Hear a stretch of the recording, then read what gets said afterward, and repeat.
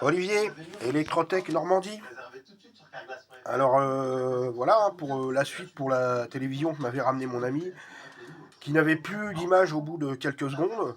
J'avais soupçonné un problème d'alimentation ou de surchauffe de composants électroniques. Bah là, ça a été trouvé direct, hein. Voilà, nous sommes ici sur la carte électronique d'alimentation et on voit bien, donc, dans la partie, si vous voulez, parce que c'est une alimentation à découpage, hein, il y a deux, vous voyez, le trait noir montre bien qu'il y a deux parties dans l'alimentation. On voit bien que dans cette partie-là, ici, au niveau du radiateur, il y a plusieurs condensateurs électrochimiques polarisés qui sont gonflés. Ça veut dire qu'ils ont chauffé. Et du coup, la carte électronique d'alimentation n'alimente plus assez la carte électronique numérique, ce qui traite l'image, la réception, etc. Et aussi, bien sûr, le son.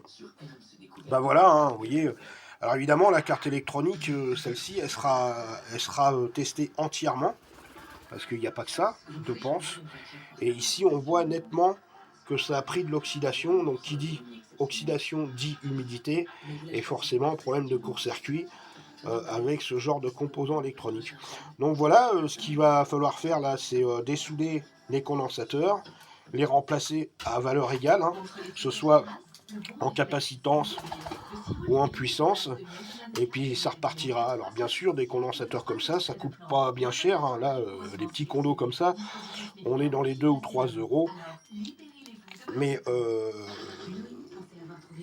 il est évident que si vous allez voir un technicien qui répare, il ne va pas vous prendre 3 euros, il va vous prendre bien sûr une main d'œuvre pour ouvrir l'appareil, pour tester tous les composants électroniques, trouver la panne et vous changer ensuite les composants. Voilà, mais ça vaut le coup quand même, parce que là on est sur un petit téléviseur qui peut repartir. C'est quand même intéressant d'aller changer des petits condensateurs, plutôt que se dire ah bah merde, l'écran il est mort, la dalle est morte, je peux jeter ça à la poubelle, hein. Je rappelle qu'on est sur un écran à cristaux liquides, hein. Donc en fait, vous voyez bien, il y a ici un système de faisceau électrique qui renvoie en fait vers l'écran. Et comment ça fonctionne les cristaux liquides? Bah, les cristaux liquides, chaque cristaux va être alimenté en électricité, ce qui va l'illuminer en fait, quoi. Voilà, c'est comme ça que ça fait les couleurs. Voilà, à bientôt.